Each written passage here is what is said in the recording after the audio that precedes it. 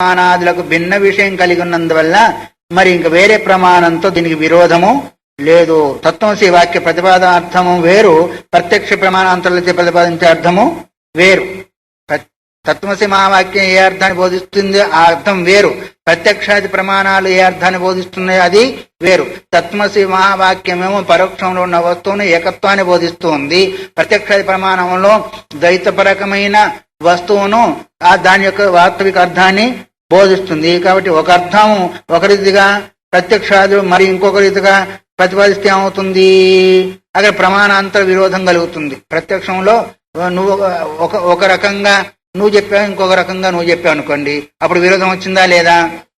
ఒకే వస్తువును వేరుగా చెప్పినప్పుడు ఇంకా ప్రమాణాంతరం చేత విరోధం వస్తుంది, కానీ ఒకే అర్థాన్ని బోధించినప్పుడు విరోధం రాదు. ఇది కుండె అన్నప్పుడు ఇంకోరు కూడా కుండె అన్నప్పుడు అక్కడ విరోధం ఉందా? కుండె కాదు ఇంకోటి అంటే, ఘటం కాదు మఠం అంటే, వస్త్రం అంటే అక్కడ విరోధం వస్తుంది. కాబట్టి ప్రత్యక్షార్థం బోధించేది వేరు, మహావాక్యార్థం బోధించేది అందుకే భిన్న విషయత్వాచ. ప్రత్యక్ష ప్రమాణానికి విషయం వేరు, మహావాక్యానికి విషయము వేరు. కాబట్టి ప్రమాణాంతరం చేసే విరోధం కలిగే అవకాశము లేదు. ఎందుకంటే రెండు భిన్న విషయాలుగా ఉన్నప్పుడు మాత్రమే విరోధం వస్తుంది, కానీ ఒకే విషయం ఉన్నప్పుడు విరోధం మాత్రము రాదు. కథం ఉచ్యతే, అలా ఎందుకంటావు నువ్వు అని ఒకవేళ అడుగుతావేమో. భిన్న విరోధం లేదని ఎలా చెప్పగలుగుతావని ఒకవేళ అడుగుతావేమో. అపూర్వాదిగమం కుర్వన్ ప్రమాణం స్యాన్న చేన్న తత్ న విరోధస్తతో యుక్తో విభిన్నార్థావబోధినః.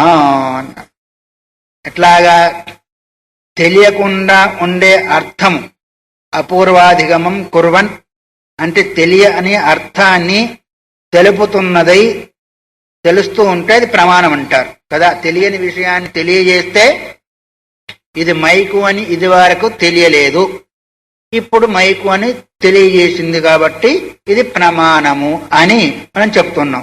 ప్రమాణం అంటే అర్థం ఏంటిది? నువ్వు చెప్పింది సత్యం అనేది ప్రమాణం ఏంటయ్యా అంటామా లేదా? నువ్వు చెప్పిన విషయం సత్యం అనేదానికి ప్రమాణం ఏంటి అని అడుగుతామా లేదా? అంటే ఇది ప్రమాణం ఎట్లయితే చూస్తున్నామో, అంటే తెలియని అర్థాన్ని తెలియజెప్పేది ఏంటిది? ప్రమాణం. అలా కాకపోతే ఏమంటాము దాన్ని? ప్రమాణమే కాదు. తెలియని విషయాన్ని తెలియకపోతే ప్రమాణం అవుతుంది, కానీ తెలియని విషయాన్ని తెలియకుండానే చేస్తే అది ప్రమాణం అని చెప్పేది కాదు. అందువల్ల భిన్నార్థాలను బోధించే ప్రమాణాలకు పరస్పర విరోధము కాదు. భిన్నార్థాన్ని బోధించే ఉన్నది ఉన్నట్టుగా బోధించేస్తే అది ప్రమాణం అవుతుంది, కానీ ఉన్నది ఒకడైతే ఇంకో రకంగా బోధించేది ప్రమాణము అయ్యే అవకాశము లేదు. అందువల్ల ప్రత్యక్ష ప్రమాణము వేరు, ఆగమ ప్రమాణం వేరు. అందుకని వాక్యం ద్వారా బోధించేదేమో ఇక్కడ ఏకత్వాన్ని బోధిస్తుంది, భిన్నార్థాన్ని బోధించడం లేదు. కాబట్టి అప్పుడేమైంది? ప్రత్యక్షాదులు ప్రమాణము కాదు. ప్రత్యక్షం ప్రమాణం ఎందుకు కాదు? ఉన్నది ఒక వస్తువు అయితే దుఃఖిత్వాన్ని పరోక్షత్వాన్ని బోధిస్తుంది ప్రత్యక్షము. ప్రత్యక్షం ఏది బోధిస్తుంది? దుఃఖిత్వాన్ని సంసారిత్వాన్ని ఇక్కడ బోధిస్తుంది, అక్కడ పరోక్షత్వాన్ని బోధిస్తుంది. అందులో ప్రమాణం అవుతుందా? కాదు. మరి మహావాక్యం ఏకార్థత్వాన్ని బోధిస్తుంది కాబట్టి దానికి దీనికి విరోధము లేదు అనేదాన్ని ఇక్కడ గుర్తు చేశాడు. మిగతా అర్థము రేపు విచారించుకుందాం. హరి ఓం తత్సత్. శివార్పణమస్తు. సదాశివ సమారంభాం శంకరాచార్య మధ్యమాం అస్మదాచార్య పర్యంతాం వందే గురు పరంపరాం. ఓం సహనా భవతు సహనౌ భునక్తు సహ వీర్యం కరవావహై తేజస్వినావధీతమస్తు మా విద్విషావహై. ఓం శాంతి శాంతి శాంతి. హరి ఓం. ప్రత్యక్షం యొక్క విషయం వేరు, ఆగమ యొక్క విషయము కారణం. ప్రత్యక్ష ప్రమాణానికి స్థూల విషయము కారణమై ఉంటుంది, అనుమానానికి అంతే, ఉపమానానికి అంతే. కానీ శబ్దానికి స్థూల విషయంతో పని లేదు. సూక్ష్మ విషయాన్ని గుర్తు చేస్తుంది. అది ఈ ప్రమాణాలు బయటి ప్రపంచాన్ని విషయం చేస్తాయి. ఆగమ ప్రమాణమేమో తెలియకుండా ఉండే పరోక్షంలో ఉండే వస్తువును గుర్తు చేస్తాయి. అందుకొరకే పెద్దవాళ్ళు ఒక మాట అన్నారు. ఏమన్నారంటే, సర్వసంశయోచ్ఛేది పరోక్షార్థస్య చ దర్శకం సర్వస్య లోచనం శాస్త్రం నాస్తి అంధ ఏవ సహ అని. ఈ విషయం అక్కడ కూడా చెప్పాను నేను. సమస్త సంశయాలను పోగొట్టి పరోక్షంలో ఉన్న అర్థాన్ని దర్శింపజేసేది ప్రతి జీవుడికి ఒక కన్ను లాంటిది. శాస్త్రం ఎవడికైతే లేదో వాడు అంధుడు అన్నారు. ఇప్పుడు శాస్త్రం పరోక్షంలో ఉంది చెప్పిందా, ప్రత్యక్షంలో ఉంది చెప్పిందా? పరోక్షంలో ఉందే చెప్తుంది, ప్రత్యక్షంలో ఉన్నది చెప్పదు. ఎందుకంటే ప్రత్యక్షంలో ఉన్నది కనిపిస్తూనే ఉన్నది, అది చెప్పవలసింది ఏముంది? పరోక్షంలో ఉన్న వస్తువును చెప్పేదానికి వేదం యొక్క అవసరం వచ్చింది. కాబట్టి ప్రత్యక్ష ప్రమాణాల యొక్క విషయం వేరు, శాస్త్రం యొక్క వేదం యొక్క విషయము వేరైనందువల్ల రెండు విరోధం అయ్యేదానికి అవకాశము లేదు అనేదాన్ని ఇక్కడ గుర్తు చేశాడు.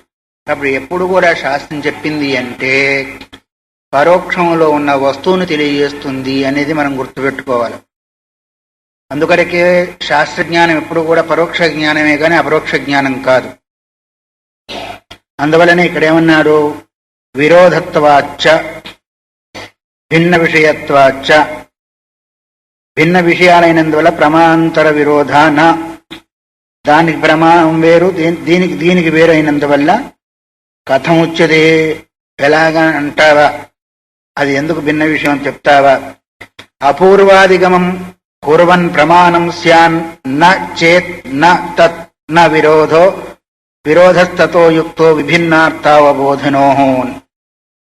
అజ్ఞాతమైన అర్థాన్ని చెప్పేదేంటిది? అజ్ఞాతమైన అర్థాన్ని చెప్పేది జ్ఞానాన్ని తెలిపేది ఏంటిది? ప్రమాణం అవుతుంది. తెలియని విషయాన్ని తెలియజెప్పేది ప్రమాణం అవుతుంది. కానీ తెలిసిందని చెప్పైతే ఇంకా దానివల్ల ప్రయోజనం ఏమీ లేదు. అది ప్రమాణమే. అలా కాకుంటే ప్రమాణం కాదు. తెలియని విషయాన్ని తెలియజెప్పేది ప్రమాణం అవుతుంది. కానీ తెలిసిన విషయాన్ని తెలిసి చెప్తే ఏమవుతుంది? అది అనువాదం అవుతుంది. ఇప్పుడు ఇది మైక్ అని తెలుసు, మళ్ళీ మైకు అని చెప్తే ఏమవుతుంది? దానివల్ల ప్రయోజనం ఏమైనా ఉందా? అందుకొరకు తెలియని విషయాన్ని చెప్పితే అది ప్రమాణం అవుతుంది. కాబట్టి లేకపోతే ఏమవుతుంది అంటే తెలిసిన విషయాన్ని చెప్పితే అది ప్రమాణం అయ్యేదానికి అవకాశము లేదు. అందువల్ల భిన్నార్థములు బోధించే ప్రమాణాలకు పరస్పర విరోధము యుక్తమైంది కాదు. అందుకొరకు శాస్త్రం తెలిసిన విషయాన్ని చెప్తుందా, తెలియని విషయాన్ని చెప్తుందా? ఇప్పుడు కాకరకాయ అందరికీ తెలుసు, ఆ శాస్త్రం కూడా ఇది కాకరకాయ అని చెప్పింది అనుకోండి, దానివల్ల ప్రయోజనం ఏమైనా ఉందా? అందుకొరకు మనకు తెలియని విషయం ఏదైతే ఉందో దాన్ని చెప్తే దాన్ని ప్రమాణం అంటాం. కానీ తెలిసిన విషయాన్ని చెప్తే ఇది మాకు తెలిసిలేవయా అని చెప్పేది అంటాం. అవునా కాదు? ఏదన్నా వస్తే ఇదంతా మేము విన్నదే, ఇంకా ఆయన అక్కడ వినవలసింది ఏం లేదంటామా లేదా? తెలియని విషయాన్ని మనం చెప్తే ఈరోజు చాలా తెలుసుకున్నాం అంటాం. అందువల్ల ఎప్పుడు కానీ ఎక్కడ కానీ తెలియని విషయాన్ని బోధిస్తేనే ప్రమాణం అవుతుంది, కానీ తెలిసిన విషయాన్ని బోధిస్తే అది ప్రమాణము కాదు. అందుకొరకు ఈ రెండింటికి కూడా భిన్నార్థం. అపూర్వాధిగమం కుర్వన్ ప్రమాణం. అపూర్వాధిగమం అంటే తెలియని విషయాన్ని, అధిగమం అంటే చెప్పేది. కాబట్టి చాన్న చేన్న తత్, ఒకవేళ ఆ విధంగా తెలిసిన విషయాన్ని చెప్పినట్టయితే ప్రమాణం అయ్యేదానికి అవకాశం ఉండదు. నవిరోధస్తతో యుక్త. అందువల్ల ఆగమ ప్రమాణానికి ప్రత్యక్ష ప్రమాణానికి విరోధం అంటూ లేదు. విభిన్నార్థ అవబోధిన అన్నారు. అందువల్ల విభిన్నార్థ అంటే ప్రత్యక్షం వేరే అర్థాన్ని బోధిస్తుంది, ఆగమం వేరే అర్థాన్ని బోధిస్తుంది. కాబట్టి దాని యొక్క ప్రక్రియ వేరు, దీని యొక్క ప్రక్రియ వేరు. దాని స్వభావం వేరు, దీని యొక్క స్వభావం వేరు. ప్రత్యక్ష ప్రమాణం ఏంటిది అంటే వస్తువు ఒకటినే బోధిస్తుంది, లేకపోతే బోధించదు. ఆగమ ప్రమాణం ఏంటిది? వస్తువు కనిపించినా కనిపించకపోయినా అది బోధిస్తూ ఉంటుంది. ఇది కనిపించినప్పుడు ఇది అంటున్నాం కదా మైకు అని, కనిపించకపోతే మైకు అనం. కానీ మనకు పరోక్షంలో ఉండే వస్తువును కూడా, కనిపించని వస్తువును కూడా, తెలియని వస్తువును కూడా తెలియజేస్తుంది ఆగమ ప్రమాణం. అందువల్ల దీని స్వభావం వేరు, దాని స్వభావం వేరు, దీని విషయం వేరు, దాని విషయం వేరైనప్పుడు విరోధం ఎందుకు వస్తుంది? ఇప్పుడు ఒకే వస్తువు యందు ఇద్దరు ఆసక్తి కలిగి ఉన్నప్పుడు కదా విరోధం వస్తుంది. నాకంటే విరోధం కలుగుతుంది.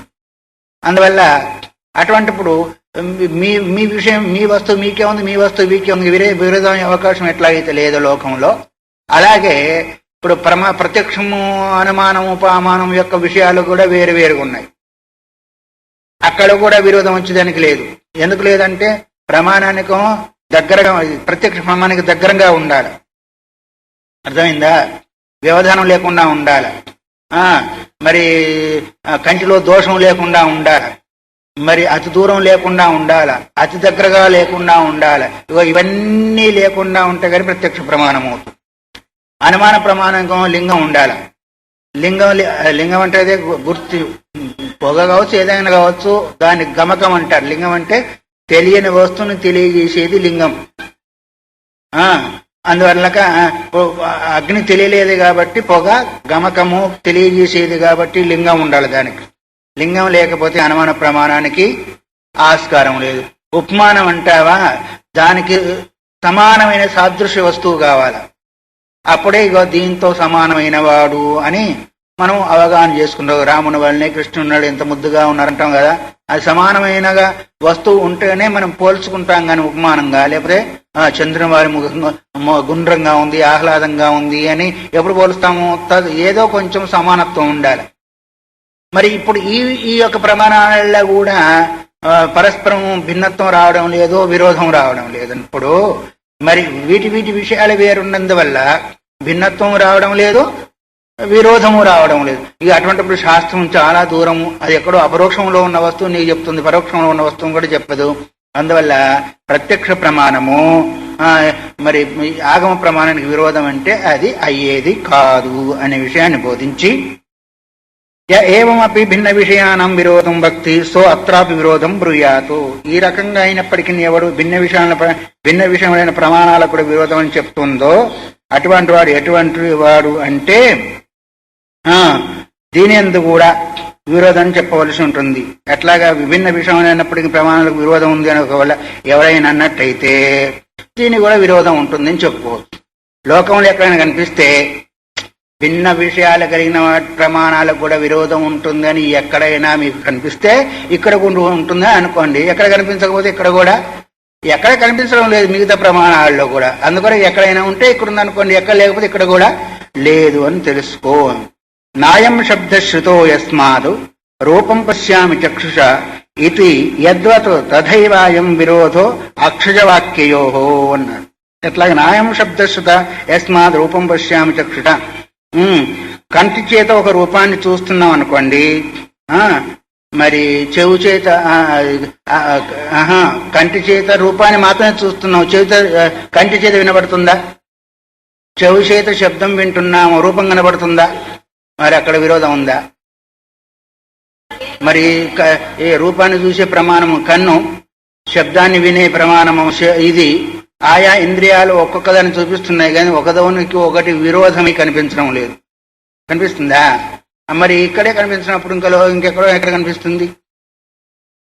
ఆ తర్వాతనేమో మరి నాలుగు మీద పెట్టుకున్నాం అనుకోండి, మనకు రెండు కలిపి కనిపించినాయి. అక్కడ రుచి కనిపించింది, చల్లదనం వేడి కనిపించింది. అక్కడ రెండు కనిపిస్తున్నాయి కదా అని ఒకవేళ అంటామేమో. ఉన్నాయా లేదా? నాలుగు మీద పెట్టుకోగానే రెండు కనిపించినాయి. ఒకటి రుచి కనిపించింది, చల్లదనం వేడిదనం కూడా కనిపించింది. అయితే అక్కడ రెండు ఇంద్రియాలు ఉన్నాయి, ఒకటి లేదు.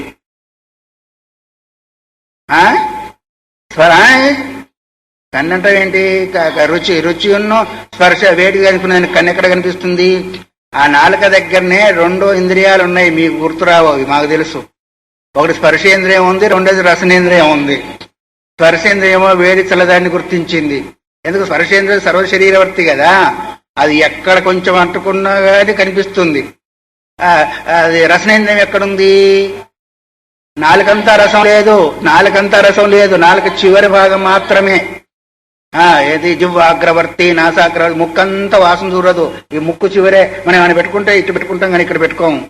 ఇక్కడ పెట్టుకొని చూస్తూ ఉంటాం వాసన చూడాలంటే, అవునా కదా? బాగుందా ఇట్లా అంటామే కానీ నాలుక మధ్యలో వేసుకొని మీకు రుచి తెలియదు. నాలుక చివరికి వస్తేనే రుచి తెలుస్తుంది. అది చివర ఉందేమో రసనేంద్రియమో, మిగతా అంత ఉందేమో స్పర్శేంద్రియం. అందువల్ల అక్కడ కూడా విరోధం లేదు. అందువల్ల ఏ కంటి చేత రూపం చూస్తున్నామో శబ్దం వినబడడం లేదు, ఏ చెవితే శబ్దం వింటున్నామో రూపం కూడా అక్కడ కనిపించడం లేదు. అందుకని నాయం శబ్దశ్రుత యస్మాత్ రూపం పశ్యామి చక్షుష. అందువల్ల ఏ కారణం చేతనైతే నేత్రం చేత మనం రూపం చూస్తున్నామో మరి ఈ శబ్దం వినబడలేదు, అక్కడ వినబడలేదు. కాబట్టి వినబడితే ప్రమాణ విరుద్ధం అవుతుంది, కానీ వినబడపోతే అక్కడ ప్రమాణ విరుద్ధం అయ్యే అవకాశము లేదు. ఇప్పుడు దేని పని అదే చేస్తుంది, కానీ ఇక్కడ రెండింద్రియాలకు విరోధము మనకు కనిపించడం లేదు. అట్లాగే మరి ప్రత్యక్ష ప్రమాణమును వాక్య ప్రమాణమునకు విరోధం కూడా లేదు. ఎందుకంటే దీన్ని చేస్తూ ఉంది, దాన్ని అది చేస్తుంది. ప్రత్యక్షంగా మనకు ఈ ఇంద్రియాలలోనే ఒక ఇంద్రియం ఒకటి చెప్పినప్పుడు ఇంకోటి దాని ద్వారా గ్రహించబడలేదు. కాబట్టి ఇక్కడ ఎట్లాగైతే విరోధము లేదో, విషయం కంటి విషయం వేరైంది, చెవు విషయం వేరైంది, తత్తది జ్ఞానేంద్రియం యొక్క విషయం వేరైన కారణం చేత ఎట్లాగైతే విరోధం లేదో, వాటి విషయాలు వేరువేరుగా కలిగి ఉన్నాయి. కాబట్టి ఏ ప్రమాణానికి ఏది గోచరమో అదే తెలియజేస్తుంది, ఆ జ్ఞానమే కలుగుతుంది, కానీ ఇంకో జ్ఞానం కలగజేయడం లేదు. కాబట్టి ఇక్కడ ఎట్లాగైతే విరోధం లేదో, శాస్త్ర ప్రమాణం తెలిపేది వేరు విషయము, ప్రత్యక్ష ప్రమాణం తెలిపేది వేరు విషయము. ప్రత్యక్ష ప్రమాణము మనకు ఉన్నది ఉన్నదాన్ని, దానికి ఎదురుగా ఉన్నదాన్ని మనకు గుర్తు చేస్తుంది. ఆగమ ప్రమాణమేమో పరోక్షంలో ఉన్నదాన్ని గుర్తు చేస్తూ ఉంటుంది. కాబట్టి అందువల్లనే ప్రమాణానాం సతాం న విరోధ, ప్రమాణాలకు ఏంటిది స్వతహాగా విరోధం అక్కడ లేదు. ఎట్లా శ్రోత్రాదీనామివ భిన్న విషయత్వాలు, శ్రోత్రాది ఇంద్రియాలకు భిన్న విషయమైనందువల్ల ఏ ఇంద్రియానికి ఆ ఇంద్రియానికి విషయం వేరైన కారణం చేత ఎట్లాగైతే ఎక్కడ విరోధం లేదో, అట్లాగే ఏయోశ్చ అభిన్న విషయత్వం తయోర్ ఆఖునకుం ఆఖునకులయోరివ ప్రతినియత ఏవ బాధ్యబాధక భావస్యాత్. ఎక్కడైతే విరోధం కనిపిస్తుందో అభిన్న విషయం ఉన్న దగ్గర మాత్రమే, రెండు ప్రమాణాలకు ఒకటే విషయం, ఇప్పుడు చెప్పలేదా, ఇద్దరికి ఒకటే వస్తువు ఉన్నప్పుడు పోట్లాడగలుగుతుంది, వేరే వేరే విషయం అయినప్పుడు పోట్లాడలేదు కదా. రెండు ప్రమాణాలకు ఒకటే విషయం అయినప్పుడు అక్కడ విరోధం వస్తుంది. ఎట్లా విరోధము? ఆకునకులు ఎవరివా, ఎలుకకును ముంగీసుకు ఎట్లయితే విరోధం వస్తుందో అట్లాగే ఆ ప్రమాణాలకు విరోధం వస్తుంది. ఆకునకులు ఎవరివా ప్రతినియత ఇవ బాధ్యబాధ. ప్రతినియతం అంటే అక్కడ ఏంటిది, ఆ విరోధము నిత్యము విహితమై ఉంది. ప్రతినియతం అంటే ఏంటిది, ఇప్పుడు ఎలకకును ముంగీసకు ఎట్లాగైతే, ఎలక ముంగీస వదిలిపెట్టండి, ఎలకకు పెళ్లికి ఎట్లాగైతే మరి ప్రతినియతమైన విరోధం ఉందో, ఎందుకంటే దాన్ని చూస్తే దీనికి పడదు, దీన్ని చూస్తే దానికి భయము, అందువల్ల ఎట్లాగైతే ఇది నియమితమైన విరోధం ఒకరు కల్పించింది కాదు. అట్లాగే ఇక్కడ కూడా ఒకే విషయాన్ని చెప్పినప్పుడు ఏమవుతుంది అంటే అక్కడ విరోధము వస్తూ ఉంటుంది. అందుకని పరస్పర విరోధము ఎట్లాగైతే ఉంటుందో అట్లాగే బాధ్య బాధకమై ఉంటుంది. బాధ్యమో ఎలకైంది, బాధకమో పిల్లి అయింది. అక్కడ ఇది బాధ్యక బాధక భావము ప్రతినియతమైంది. అట్లాగే రెండు ప్రమాణాలకు ఒకటే విషయం ఎక్కడైతే కనిపిస్తుందో అక్కడ బాధ్య బాధక భావము అవుతుంది. ఎట్లాగా, ఒక దగ్గర తాడు చూసాము, మళ్ళీ అప్పుడే పామని కనిపించింది, మరి రెండింటికి విషయం ఒకటైంది కదా, రెండోటికి విషయము ఒకటైంది. అట్లాగే ఎప్పుడైతే పాము ఇప్పుడు ఇది తాడేను అనుకున్నప్పుడు ఇంకోటి ఏమైంది, అక్కడ ప్రత్యక్ష ప్రమాణమేను, పామనే దగ్గర తాడనే దగ్గర కూడా ప్రత్యక్ష ప్రమాణమే. మరి రెండు జ్ఞానాలకు, తాడు అనే జ్ఞానానికి పాము అనే జ్ఞానానికి ప్రమాణాలు రెండు ఉన్నాయా, ఒకటి ఉన్నాయా? ఒకటే అయినప్పటికీ అక్కడ మిథ్యా జ్ఞానం చేత బాధ్య బాధక భావం వచ్చేసింది. ఎలా? బాధక జ్ఞానం ఏంటిది? తాడు అనే జ్ఞానం. బాధ్య జ్ఞానం ఏంటిది? పాము అనే జ్ఞానం. బాధ్యం అంటే బాధింపబడేది, బాధకం అంటే బాధించేది. అందువల్ల అక్కడ ఎక్కడైతే ఒకటే విషయము ఉంటుందో అక్కడ మరి విరుద్ధమైన జంతువులకు ఎట్లాగైతే మరి బాధ్యక బాధక భావం ఉంటుందో అక్కడ విరోధం వస్తుంది. కానీ విభిన్న విషయాలున్న దగ్గర ప్రమాణాలకు విరోధం వచ్చే అవకాశము లేదు. అందువల్ల అతస్తదుచ్యతే, అందువల్లనే ఆ విషయాన్ని ఇప్పుడు మేము చెప్పబోతున్నాము. ఆ చెప్పిన దాన్ని ఇప్పుడు శ్లోకం ద్వారా గుర్తు చేస్తూ, ప్రత్యక్షం చేన్న శాబ్దం స్యాత్ శాబ్దం చేదక్షజం కథం ప్రత్యక్షాభాస ప్రత్యక్షే యాగమాభావ ఆగమే అన్నారు. ప్రత్యక్షమైన పదార్థం ఎక్కడైతే ఉందో, అంటే ప్రత్యక్షమైన పదార్థాన్ని శబ్దం చేతి ఎక్కడైతే, అంటే కంటి చేతి ఎక్కడైతే కనిపిస్తూ ఉందో అక్కడ శబ్దం చేతి చెప్పబడదు అన్నారు.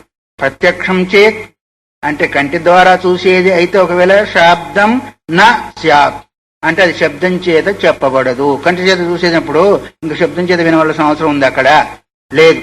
శాబ్దం చేత అక్షరం కథం చెప్పి చెవులతో వినేదైతే కంటితో కూడా అక్కడ జ్ఞానము కలగదు. అంటే ఇప్పుడు మనం చెప్పుకున్నట్టుగానే ఒక శ్లోకం రాకముందు ముందు చెప్పుకున్నాం మనము. అంటే కంటితో చూసేదాన్నేమో శబ్దం చేత చెప్పలేము, శబ్దం చేత కలిగే జ్ఞానాన్నేమో కంటి చేత చెప్పలేము.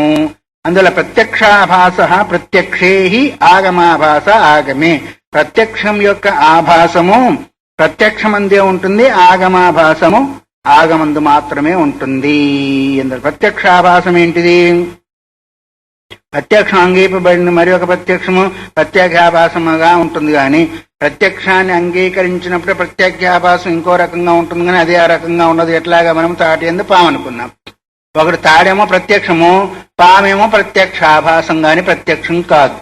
అట్లాగే ఆగమము ఆగమాభాసము, వేదము చెప్పిన అర్థాన్ని ఇంకోటి చెప్పినట్టయితే ఒకవేళ విరుద్ధనట్టయితే అది వేదం కాదు, వేద ఆభాసమే కాని వేదం కాదు. ఎట్లాగైతే ఒకే వస్తునందు ప్రత్యక్షము ప్రత్యక్ష ఆభాసం కనిపిస్తుందో అక్కడ ఉన్నట్టుగానే ఒకవేళ వేదాన్ని గురించి ఎక్కడైనా చెప్పగలిగితే ఆగమాభాస ఆగమే, ఆగమాభాసం కూడా ఆగమందు కలుగుతుంది. ఎందుకంటే కొంతమందికి ఇదే వేదం అని తెలియనప్పుడు దేన్నో తీసుకుని వేదము అంటారు. ఎట్లాగా అంటే పంచమో వేద మహాభారతాన్ని 5వ వేదం అన్నారు. అది వేదం కాకపోయినప్పటికీ 5వ వేదంగా భావించారు గాని వేదం కాదు.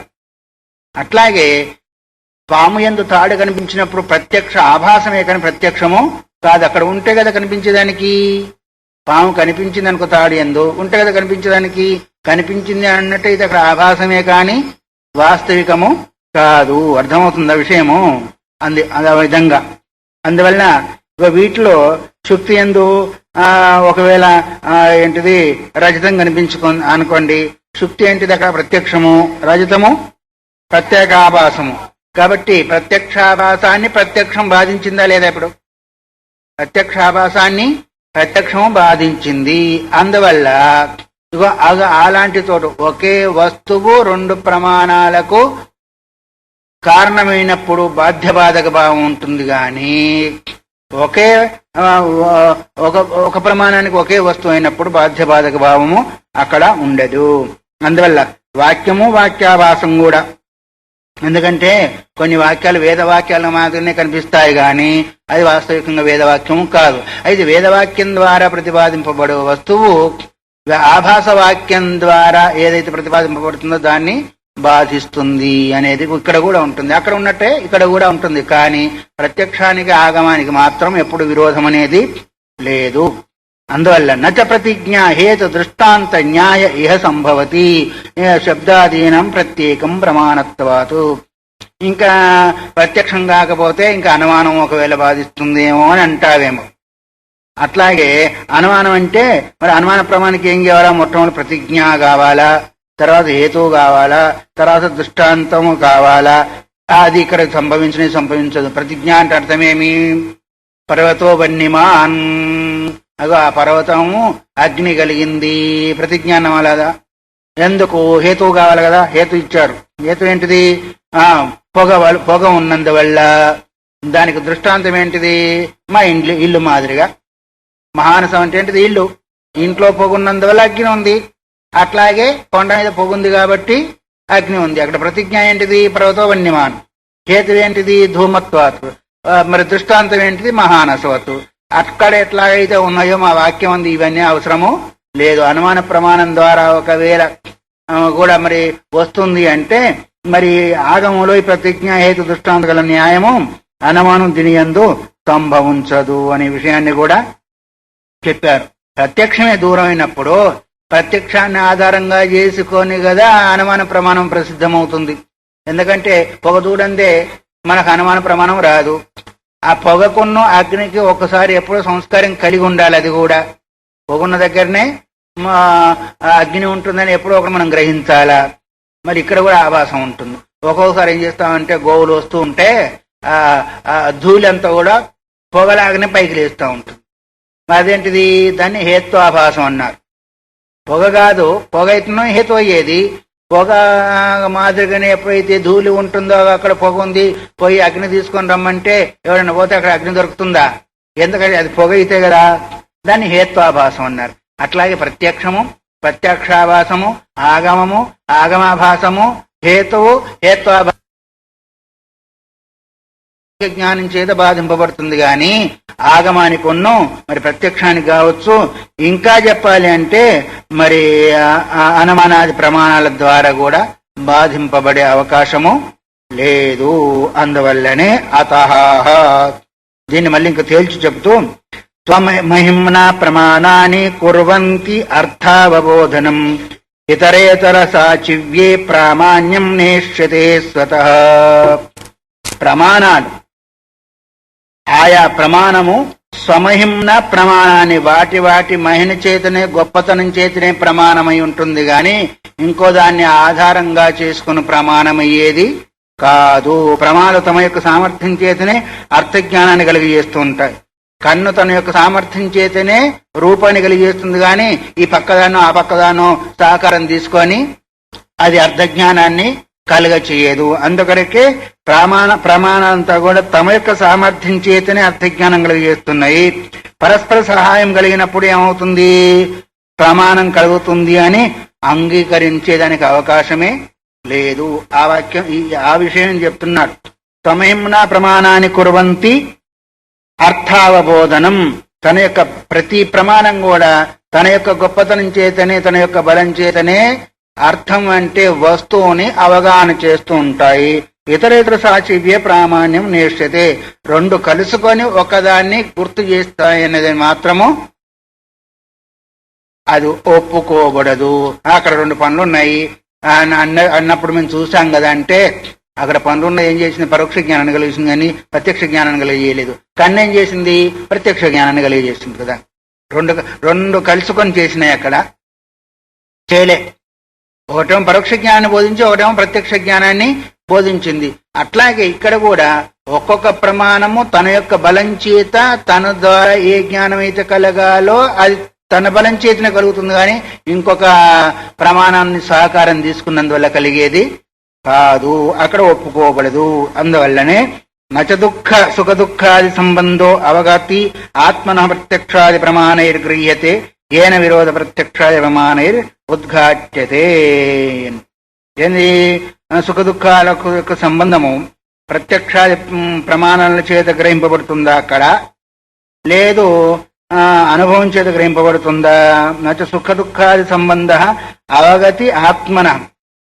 నేను సుఖంగా ఉన్నాను, నేను దుఃఖంగా ఉన్నాను అనేది ఆ సుఖత్వములోని హాయి, దుఃఖత్వంలోని బాధ ప్రత్యక్ష ప్రమాణం ద్వారా కలుగుతుందా? ఆత్మ మనస్సు యొక్క అవగాహన ద్వారా జరుగుతుందా? ఎందుకు ఏడుస్తున్నావు అని అడిగా అనుకో,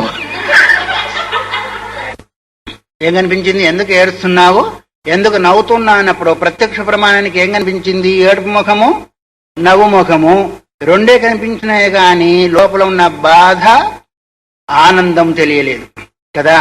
ఒకవేళ అనుమాన ప్రమాణం చేత బాధ ఉంది కాబట్టి ఏదైనా బాధ ఉందేమో అందువరకే ఏడుస్తున్నారు, లేదా ఏదైనా ఆనందం ఉందేమో అందువరకే నవ్వుతూ ఉన్నారు అనేది నీకు అనుమాన ప్రమాణం ద్వారా అంతవరకు గ్రహించగలే గాని ఆ దుఃఖాన్ని ఆ సుఖాన్ని మాత్రము అనుమాన ప్రమాణం ద్వారా ప్రత్యక్ష ప్రమాణం ద్వారా గ్రహించలేదు. అర్థమైందా? మనం గ్రహించింది లోపల బాధను లేదా దుఃఖాన్ని, తర్వాత ఆనందాన్ని దేని ద్వారా గ్రహించాము? ఇగో ఈ ముఖం పైన ఉన్న వికాసాన్ని బట్టి లోపల అనుమానం చేసుకున్నాం కానీ ఆ బాధ అనుభవానికి రాలేదు, ఆ సుఖం కూడా అనుభవానికి రాలేదు. అట్లాగే నచ సుఖ దుఃఖాది సంబంధ అవగతి ఆత్మన ప్రత్యక్షాది ప్రమాణైర్గృహ్యతే. ఆ ప్రత్యక్షాది ప్రమాణాల చేత సుఖ దుఃఖాలు అది గ్రహించబడవు. ఎందుకంటే గ్రహించబడేది ముఖ వికాసం గాని లోపల ఉన్న బాధ కనిపించదు. బాధ ఎవరు కనిపిస్తుంది? ఆత్మకు లేదా మనసు.